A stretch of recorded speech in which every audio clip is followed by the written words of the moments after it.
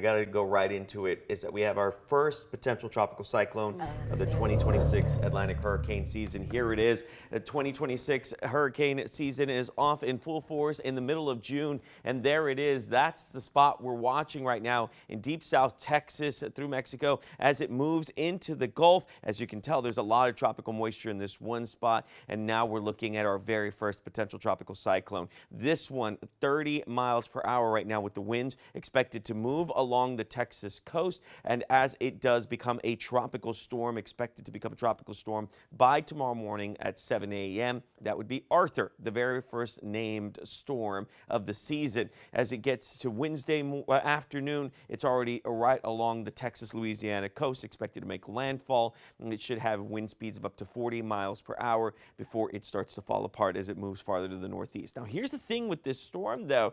It's going to bring a lot of rainfall within the area. As you can tell, we're looking at rainfall totals up to 10 to 15 inches in many spots along the coast near Houston, Galveston, and through Louisiana. But what does that mean for us? Well, if it veers a bit farther out to the east, it means we're going to get just nothing but dry air that'll filter through as we get throughout Wednesday into Thursday. If it moves a bit far to the west, it means that our rain totals could tick up a bit more. But as of now, we'll kind of keep those numbers conservative at the moment. And this is what it looks like right now. You can see some of that tropical moisture far to the south of us, but as far as us here, we're getting nothing but mostly cloudy conditions to partly cloudy conditions in many spots. But as I mentioned before, Fayette's still seeing at least a few showers right along I-10. This is what it looks like right now. All of this moisture that continues to flow in, and you can almost see that broad rotation far to the south of us, getting closer to Corpus Christi and to the south into deep South Texas. So that, again, is all that tropical moisture that we're seeing just really pummeling down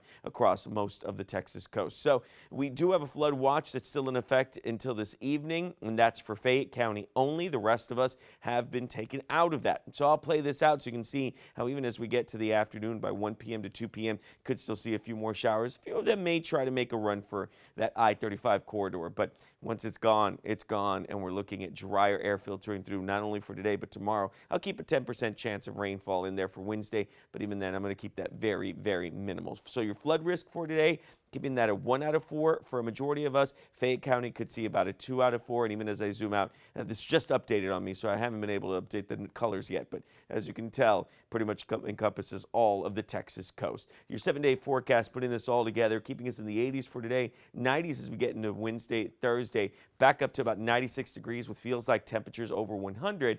And then we're noticing the rain chances start to return again for Friday, Saturday, and Sunday, with temperatures taking a little bit of a dip before they rise one more time by Monday.